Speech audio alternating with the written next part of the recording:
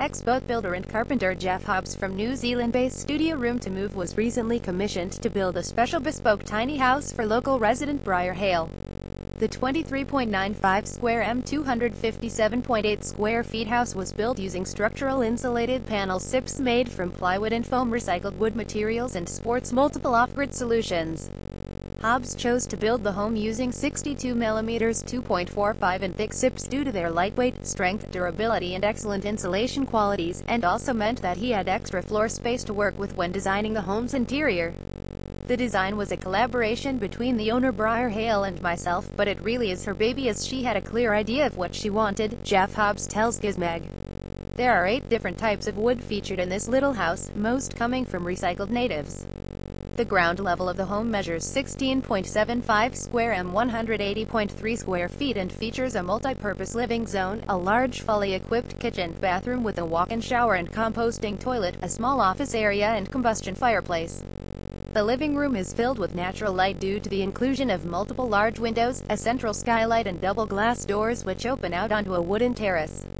The outdoor terrace wraps around 3/4 of the dwelling, adding the feeling of extra room and expansiveness to the home.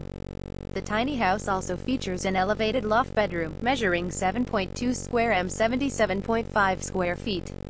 The lounge area can double as a guest bedroom, with the L-shaped sofa easily transforming into a double bed. The loft bedroom, which has a queen-sized bed, also features an additional sleeping space where the owner's young niece stays sometimes. The kitchen features a 2-burner gas stove with overhead range hood, an oven grill, 130-liter underbench fridge, cupboard and storage space, wall pantry, and a sink handmade by owner. One of my favorite features of the home is the staircase because we wrestled so hard to get stairs that looked good, that were safe, not too expensive and functional, says Hobbs. We obtained all this plus we managed to put extra storage underneath them. The tiny house features a series of sustainable features, including a solar collector used to heat the water, which feeds into a 90-liter approx. 24-gallon water tank located on the home's roof. A wetback is also connected to this tank from the small fireplace, providing hot water during the winter.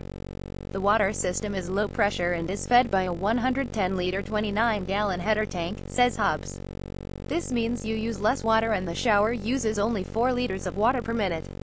It's a nice shower though, and we are very happy with the separate Villa 9010 composting toilet. It has no smell and the urine diverter goes directly into the gray water tank, making it very low maintenance. Gray water is collected into a 200-liter approx. 53-gallon tank via a stainless steel mesh which strains all food waste and hair etc. The water is pumped out into the garden on a weekly basis, and the strainer is emptied onto the compost heap. The home also features 2 300-watt solar panels located on the roof. The panels are hooked up to a 12-volt battery bank with a capacity of 445 amp-hours. A 1,300-watt Outback inverter runs the washing machine. The overall costs of the materials to build this tiny house were higher than your usual tiny build, coming to a total of $75,000, about $50,250. The home took 2,400 hours to construct, with the owner paying a final figure of $130,000, about $87,100. I make double that amount building boats, but these little houses are very satisfying to create, says Hobbs. We wanted to create something that was functional, beautiful, and that would last a long time. Hopefully it will become a classic in 50 years, and I know they will be quicker to build in the future. Our biggest difficulty was building the tiny house in a time frame that made it affordable for both the owner and where the builder didn't go without in the process. We started building this one in April and finished in December 2015. Most of the time there were 2 of us working on the project at a time. Hobbs is currently building a tiny house shell for his son and his girlfriend, and although he is tempted to go back to boat building for the money, he is passionate about the tiny house movement and the freedom it offers the younger generation. I love working with small spaces, because of the challenges to achieve function and beauty, Hobbs explains. I hope I can work out a way of making SIPs available to young people so they can make their own tiny houses to a high standard. I would love it if biofoam became more affordable or even available in New Zealand, as polyurethane foam is oil-based, but I'm convinced SIPs are the future for tiny houses, especially when they are on wheels.